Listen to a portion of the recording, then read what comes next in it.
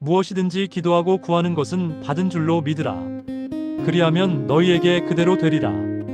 공검서부교회는 대한예수교 장로회 통합에 속한 교회로 작은 자를 소중히 여기신 예수님을 본받아 지역 주민과 함께 사랑을 나누는 공동체입니다. 우리는 기도합니다.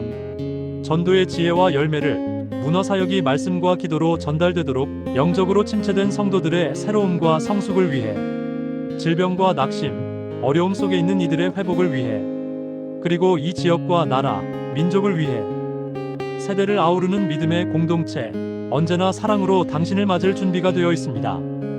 공검서부교회에 오신 여러분을 진심으로 환영합니다. 이 시간 찬양으로 하나님께 영광을 드립니다. 하나님 사랑은 온전한 참사랑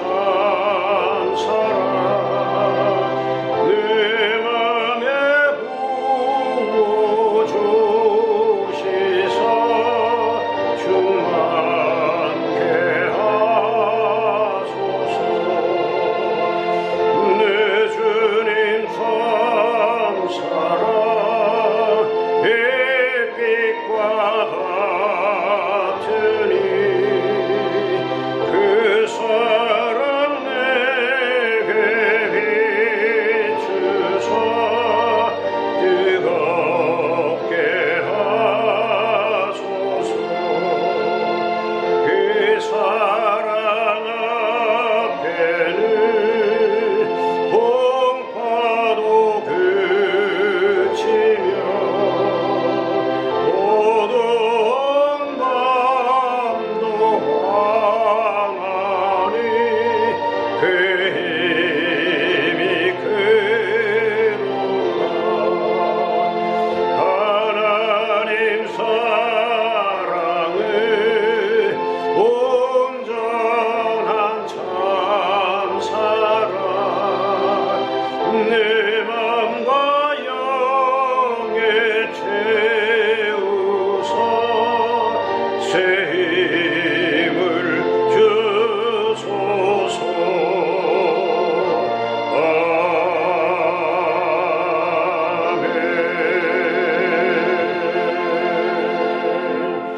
아멘. 아멘. 하나님께 영광이. 예수님께서 분부하신 그 말씀에 순종하여 제자들은 예루살렘을 떠나지 않고 자기 고향 갈릴리로 돌아가지 않고 한 곳에 모였습니다. 그리고 그곳에 모여서 마음을 같이 해서 오로지 기도에만 힘썼습니다. 마가의 다락방에 모여서 120명이라는 사람이 모여서 예수님께서 분부하시고 반드시 오실 것인 그 성령님을 기다리라고 말씀하셨는데 이제 거기에 순종해서 모이기는 했습니다. 그런데 그들의 아마 120명이나 되는 사람의 마음들이 다 다르기 때문에 말을 시작하면 계속해서 자기들 얘기만 할 것입니다. 그런데 그 누구도 자기의 말은 하지 않았습니다. 예수님께서 말씀하신 그 성령님을 기다리는 데만 집중했습니다. 그래서 오로지 기도에만 힘썼습니다. 우리가 구약에서 요수아가 가나안 땅을 정복하러 가장 먼저 요단강을 건너고 들어갔던 곳이 여리고성입니다. 철옹성 같은 여리고성을 뚫고 들어가야만 가나안 땅을 정복할 수가 있습니다. 그들은 그 철옹성 같은 여리고성을 그들의 힘으로는 도저히 정복할 수가 없는 그러한 상황인데 하나님께서 말씀하십니다. 6일 동안 계속 말하지 말고 돌아라. 하루에 한 바퀴씩. 그리고 7째 날은 7번을 돌아라. 그리고 마지막 제사장이 나팔을 불면 한 음성으로 와 하고 소리쳐라. 그렇게 명령하였습니다. 그 말씀 앞에 그들은 순종했습니다. 사람은 2명만 모여도 계속 말하려고 하죠. 3명이 모이면 접시가 엎치락뒤치락 한다는 우리나라 속담이 있죠. 그런데 그 많은 백성들이 아무도 말하지 않았습니다. 하나님께서 왜 입을 다물고 돌라고 했을까요? 말을 하기 시작하면 잡소리가 그렇게 많이 나고 집중하지 않습니다. 이 일은 하나님께서 하신 일이라는 것을 하나님께 그들이 기도하면서 하나님 이 성을 무너뜨려 주세요 계속 집중할 수 있다는 것이죠. 아무리 많은 사람이 모여도 하나님께만 집중할 때 하나님의 역사가 일어난다는 사실입니다. 그들도 120명이 오로지 마음을 같이 해서 성령님만을 기다리면서 기도에만 집중하고 있을 때 갑자기 맹렬한 기세의 강한 바람 같은 소리가 났습니다. 그 바람 소리를 120명이 똑같이 들었다. 이 바람은 바로 하나님의 말씀이죠. 우리가 예배 자리에 나와서 하나님의 말씀이 이 강단을 내서 목사를 통해서 선포가 됩니다. 하나님의 말씀이 선포가 되는데 10명이 듣기도 하고 100명이 듣기도 하고 수만 명이 듣기도 합니다. 똑같은 장소에서. 그런데 그 하나님의 말씀이 들려지는 사람이 있고 들려지지 않은 사람이 있죠. 근데 이날은 똑같이 마음을 합해서 오직 성령님만을 기다리고 사모하고 기도할 때 한 사람도 빠짐없이 그 120명에게 똑같이 하나님의 말씀이 임했다는 사실입니다. 할렐루야. 말씀이 들려야 합니다. 말씀이 들려야 합니다. 이 말씀이 들리는 사람은 성령님이 임하신 사람이고 성령의 충만함을 받은 사람이라는 사실입니다. 그날이 언제입니까? 바로 오순절입니다. 오순절. 그래서 우리는 오순절을 다른 말로 성령 강림절이다 이렇게 합니다. 구약에서도 똑같이 오순절이 있었습니다. 구약에서는 오순절이란 표현이 나오지 않습니다. 그러면 구약의 오순절은 뭐라고 표현을 하고 있습니까? 칠칠절이다라고 표현을 합니다. 칠칠절 혹은 수장절. 모든 곡식을 거둬들이는 날. 그런데 그 오순절이 구약에서는 언제 절기가 되었느냐? 기점이 어디입니까? 6월절입니다. 오순절의 기점은 6월절입니다. 6월절, 구약의 6월절은 언제였습니까? 이스라엘 백성들이 애굽에서 마지막 10가지 재앙을 하나님께서 내리시고 마지막 10번째 장자의 죽음, 그때 하나님께서 명령하신 어린 양의 피를 문설주에 바른 그 가정들, 그 집들은 죽음의 사자가 지나간다 해서 6월, 담을 넘어간다 라는 게 6월절이죠.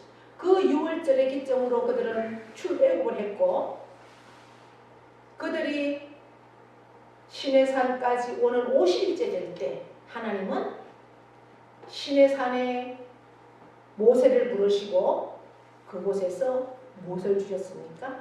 율법을 주셨습니다. 그때가 바로 오순절입니다. 하나님은 말씀으로 임하셨다. 그 말씀이 그들에게 들려지고 그 말씀을 지켜 살 때 그들은 온전한 하나님의 백성으로 하나님의 놀라운 복을 날마다 경험하면서 40년의 광야 생활을 하나님 안에서 능력 있게 해나가는 것을 우리가 볼 수 있습니다.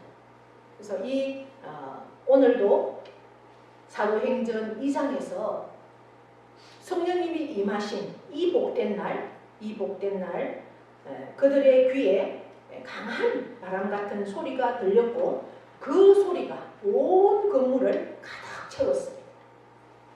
성령님께서 한 사람 한 사람에게 한 사람도 목사에게는 임하고 임하지 않은 것이 아니라 모두가 똑같이 그 120명에게 다 임했다는 사실입니다. 할렐루야. 네. 조건은 있죠. 한 가지 조건. 온 마음을 같이 해서 내가 그 성령님을 사모하고 기다리면서 오로지 기도에 힘쓸 때 말씀으로 임하신 그 성령님을 임재를 우리가 느꼈다는 겁니다. 한 사람 한 사람에게 그렇게 임하고 그들은 유대인인데 다른 나라의 언어들을 말하기 시작하는 겁니다. 헬라 말로도 하고 애국 말로도 하고 메대 말로도 하고 다른 말들로 계속 그렇게 하는 것을 우리가 봅니다. 우리가 앞으로 읽어야 할 9절, 10절에 보시면 다른 언어들로 말하기 시작합니다. 이 사건은 단순히 그 제자들의 체험으로 끝나는 것이 아니라 이 체험을 통해서 이 성령님이 임하시고 그들은 성령을 받고 난 이후 성령의 충만함이 임한 이후에 그들은 행동하기 시작합니다. 그래서 사도행전은 성령 행전이고 행전은 액트, 행동하는 겁니다. 내가 복음을 받았으면 나에게 하나님의 말씀이 임하셨다면 내게 성령님이 임하셨다면 우리는 앉아있는 것이 아니라 그곳에 머물러 있는 것이 아니라 어떻게 행동한다는 것입니다. 그래서 이 성령의 임하신 이날 이후에 이 120명은 그냥 있지 못합니다. 각자 자기의 삶의 터전으로 흩어져 나가서 복음을 전합니다. 그랬더니 한 번 베드로가 설교하니까 3,000명이 회개하고 돌아오는 그러한 역사들이 일어납니다. 그래서 예루살렘 교회가 탄생이 되고 성령의 시대를 알리는 그러한 역사적인 순간이 바로 오늘 성령이 임하신 복된 날입니다. 이 복이 저와 여러분에게도 동일하게 임하신 줄을 믿습니다. 이 말씀을 통해서 우리 교회 또 저와 여러분 삶에도 성령님께서 날마다 역사하시고 또 성령의 충만함으로 하나님께서 내게 맡겨주신 저와 여러분에게 맡겨주신 소명들을 잘 감당해낼 수 있는 그런 복된 삶이 되기를 축복합니다. 성령님은 준비된 공동체에 임하십니다. 물론 한 사람 한 사람에게 임했지만 모두가 모였다라는 사실입니다. 한 곳에 120명이 모였다라는 사실입니다. 그것이 교회이지. 성령님은 한 사람이 기도하며 사모할 때도 임하십니다. 그러나 성령님은 공동체에 더 역사하신다는 사실입니다. 그래서 우리가 함께 모여서 예배하고 함께 모여서 기도하고 혼자도 얼마든지 말씀 읽고 기도할 수 있습니다.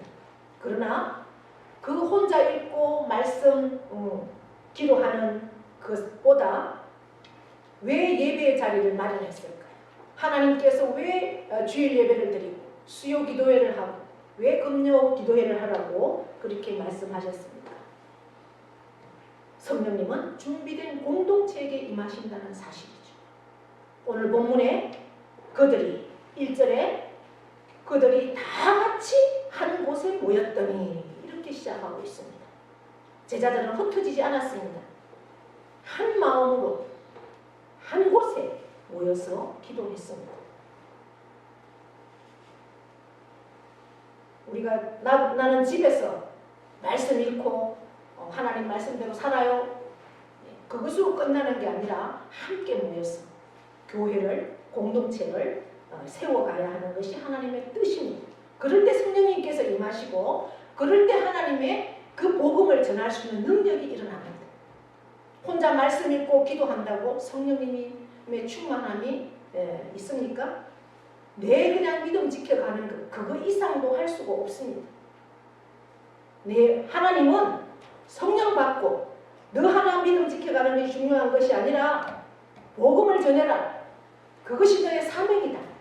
그래서 성령을 이곳에 임재하게 하시고 보내주신다는 사실을 우리가 기억할 수 있기를 바랍니다. 성령의 역사는 공동체적 기도와 그 연합 함으로 임한다는 사실을 반드시 기억할 수 있기를 바랍니다. 오로지 한 목적, 성령님을 기다리는, 성령을 임재를 기다리는 그 목적, 그 목적을 놓고 기도할 때 그 연합 가운데 임했다는 사실입니다. 우리나라 1907년 평양에 대부흥운동이 일어났습니다.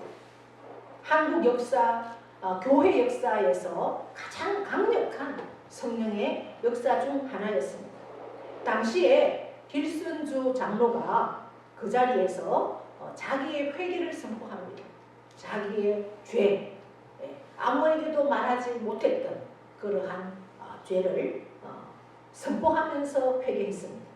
그때 수많은 성도들이 함께 나도 이런 죄가 있습니다. 이런 죄가 있습니다. 자백하며 눈물로 함께 선포하고 함께 기도했던 그러한 역사적인 날이 1907년 평양 대부흥운동입니다. 그 자리에 성령님이 강력하게 임하셨고 그 성령의 불길이 전국으로 퍼져서 한국 교회를 성장하게 되었고 한국 교회의 온 지역에 선교의 불씨가 되었다는 사실입니다. 성령님은 준비된 공동체에게 임하신다는 사실입니다. 작은 공동체의 회개가 또한 그 기도가 민족적 부흥을 일으킨 것입니다. 또한 성령님은 두려움을 담대함으로 바꾸십니다. 성령님이 임하시자 제자들은 더 이상 숨어 있지 않았습니다. 이전에는 성령님이 임하지 않는 이전에는 그들이 두려워했습니다. 사람을 두려워했습니다. 바리새인과 정치 지도자들을 두려워했습니다. 그래서 그들이 한 곳에 모여서 문을 꼭꼭 잠그고 두려워서 밖에도 나가지 못했습니다. 그렇게 두려워 있던 그들이 성령 충만을 받은 후에는 생명을 걸고 밖으로 나가는, 거리로 나가는, 담대히 예수 그리스도 복음을 전했습니다. 우리가 3장의 베드로의 설교를 보면 구약의 창세기부터 출애굽기, 레위기, 민수기, 신명기 계속 구약의 말씀들을 선포합니다. 다른 걸 선포한 게 아닙니다. 그랬더니 놀라운 그 역사들이 일어나서 한꺼번에 3,000명이 회개하고 돌아오는 그 역사들이 있습니다. 오늘도 성령님이 임하십니다. 성령님께서 우리의 삶에 임하시면 우리는 변화되지 않을래야 변화되지 않을 수가 없습니다. 직장 속에서도 우리가 직장생활을 하면서 신앙을 드러내는 것이 두려웠던 그러한 성도가 성령의 충만함을 받고 성령의 강력한 임재를 안에서는 우리가 담대하게 그 동료들에게 나는 그리스도인이다. 나는 교회 다니는 집사다. 이렇게 하면서 복음을 전하고 복음 안에서 나는 결단하면서 어떠한 하나님을 앞에 우리가 행동으로 어긋난 일들을 담대히 끊을 수가 있다는 것이죠.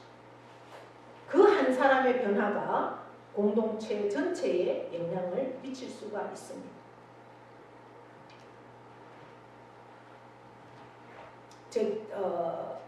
요즘 제가 이제 제 친구 중에 임파선 암으로 기도 부탁을 받은 친구가 서울에 있습니다. 그 친구가 우리 몇 명이 이렇게 함께 뭐 자주 보지는 못하지만 그래도 이제 카톡을 통해서 소식들을 나누고 그렇게 합니다. 근데 어떻게 보니까 우리가 뭐 몇 명 되진 않아요. 5명인가 6명인데 2명이 목사예요. 그 친구가 나는 암에 걸려도 너무 막 신나 이렇게 얘기하면서 저한테 전화가 왔어요. 본인은 아직 뭐 구원에 대한 확신 이런 건 없는 것 같아요. 예전에 교회도 좀 다니기도 했고 요새는 이제 또 천주교 다닌다고 해요. 그럼에도 불구하고 내 친구가 가장 이렇게 소중한 친구가 2명이나 나를 위해서 기도해 주는데 목사가 아마 기도의 능력이 있다는 건 아는지 그래 마음이 그렇게 편하다. 그래서 자기가 언제까지 될지 모르지만 하나님 앞에 선포를 했대. 내가 우리 친구 김혜건 목사가 목회하는 교회와 이재인 목사는 서울에서 목회를 하거든요. 그는 백석인데 그 교회에 매달 10만 원씩 선교하겠다고 하나님 앞에 암에 걸려서 얼마나 앞으로 돈이 들어갈지도 모르는데 하나님 앞에 그렇게 소원을 했다고 하더라고요. 그래서 그만큼 그때 마음이 평안하고 내 삶은 하나님께서 책임져 주실 것이다 라는 그러한 아마 믿음이 있는 것 같아요. 그래서 두려움이 없다 그런 얘기를 합니다. 그래서 저는 어쨌든 이제 그 영혼을 위해서 물론 육신적인 치유도 중요하죠. 그러나 이 몸의 질병을 통해서 예수 그리스도 복음을 받고 그 복음으로 치유되고 그 복음으로 하나님 나라의 백성이 되는 그 역사를 위해서 기도한다는 것이죠. 네, 그렇습니다. 한 사람의 변화가 그 공동체, 그래서 그 한 사람으로 인해서 그 가정이 또 그 자녀들이 변화되는 그러한 역사들을 보고 또한 그 공동체에 영향을 미친다는 사실입니다. 성령님은 우리 모든 성도에게 물세례를 받은 물세례가 내 삶이 이제는 내가 주인이 되어서 살던 내 삶이 예수 그리스도가 나의 주인으로 변화되는 그러한 사건이 물세례입니다. 그래서 물세례는 우리는 뭐 약식으로 이렇게 성부와 성자와 성령의 이름으로 세례를 주노라 이렇게 약식으로 하지만 요단강에 가보면 예수님이 세례를 받을 때도 물속에 완전히 거꾸로 뒤집어서 물에 빠졌다가 나옵니다. 그러니까 이전에 나는 죽었다. 나는 새로 태어난다. 그 뜻이거든요. 물세례를 받을 때 이미 성령께서 임하셨다라는 것이죠. 성령님은 모든 성도에게 동일하게 임하신다는 사실입니다. 오늘 말씀에 보시면 3절에 마치 불의 혀처럼 갈라지는 것들이 그들에게 보여 각 사람 위에 하나씩 임하여 있더니 아멘. 불의 혀처럼 갈라지는 것들이 각 사람 위에 하나씩, 그러니까 한 사람 한 사람에게, 저에게도 우리 명자 명미에게도 우리 모든 한 사람 한 사람에게 다 성령님이 동일하게 임하셨다는 사실입니다. 할렐루야. 힘이 나지 않습니까? 성령님은 저 목사에게만 임하고 나에게는 임하지 않아. 이러면 힘이 빠지잖아요. 그런데 하나님은 동일하게 우리 모두에게 사모하고 기도하는 자에게는 다 임하신다는 사실입니다. 성령님이 임하셔야 우리는 다이너마이트 같은 성령의 권능, 이게 다이너마이트입니다. 다이너마이트가 우리가 영덕을 가면 얼마나 많은 터널이 있습니까?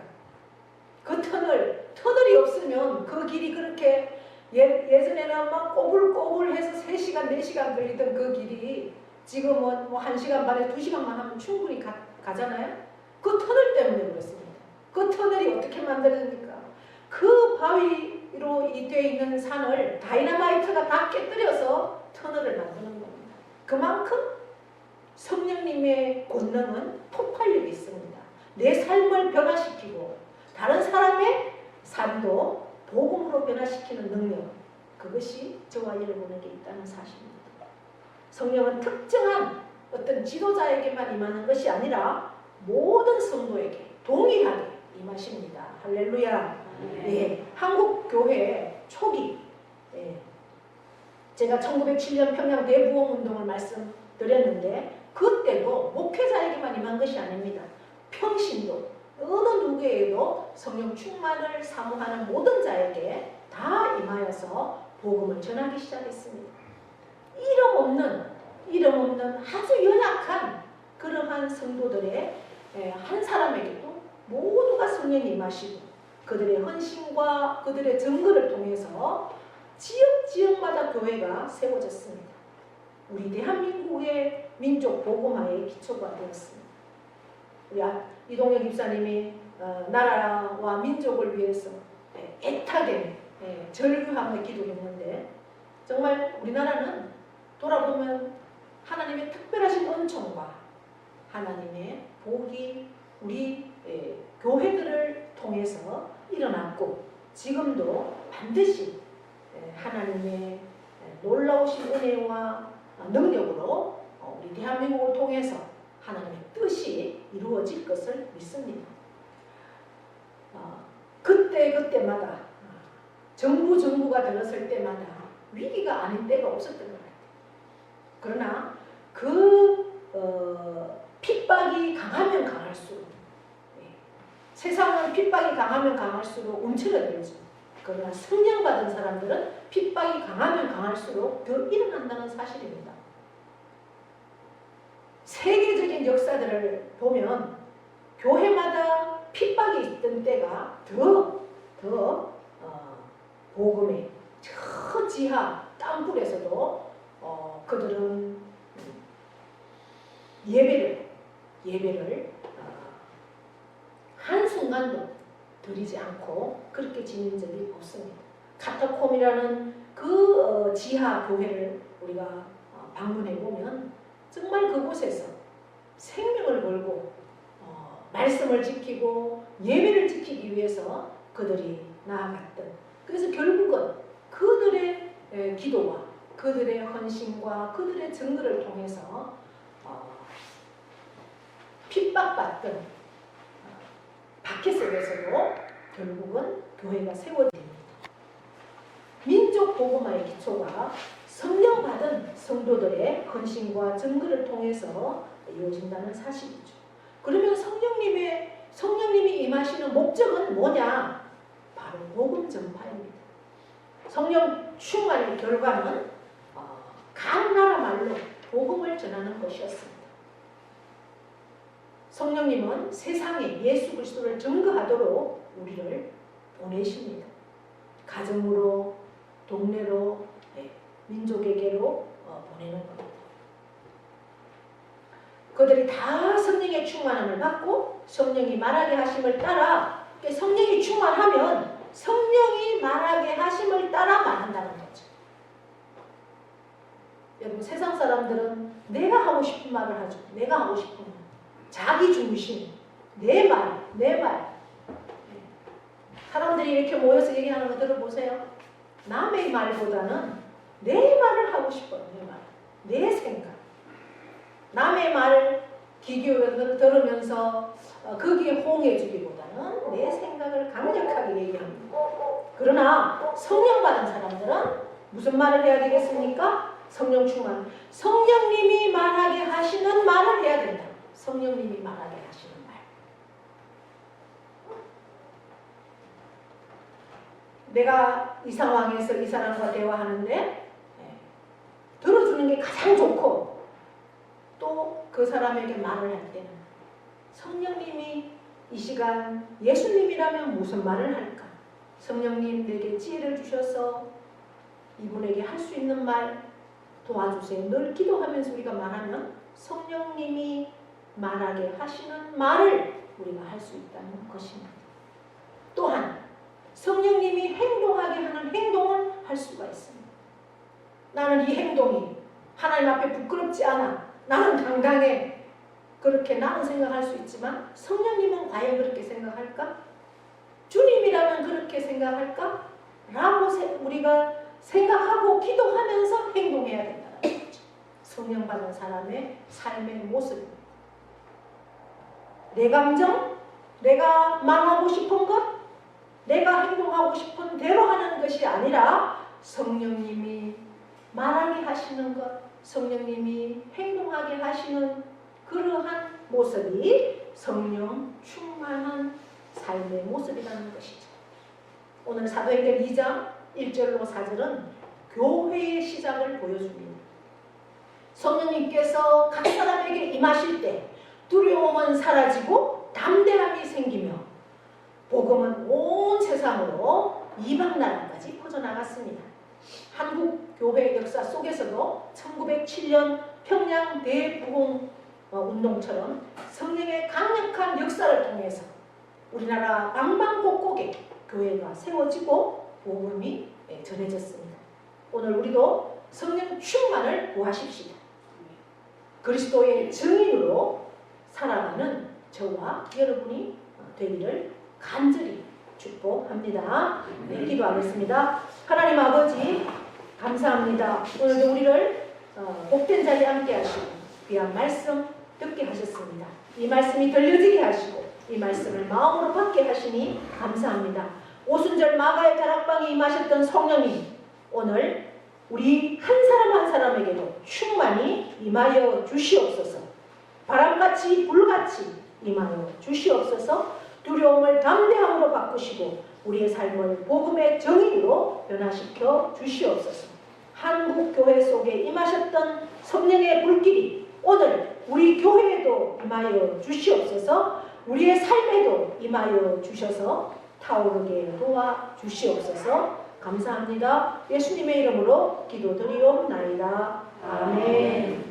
이제는 우리 주 예수 그리스도의 은혜와 하나님 아버지의 크고도 영원하신 사랑하심과 성령님의 교통 위로하심의 역사가 오순절 마가의 다락방에 임하셨던 성령님 이곳에 임하여 주시옵소서. 한 심령 가운데 임하여 주시옵소서. 바람같이 불같이 임하여 주셔서 우리의 두려움을 담대하게 바꾸시고 우리의 삶에 복음의 정인으로 변화시켜 주시옵소서. 그렇게 살기를 결단하는 사랑하는 심령 위에와 그 가정과 자녀와 기업과 농토 위에 영원토록 함께 하시기를 축원하옵나이다. 아멘.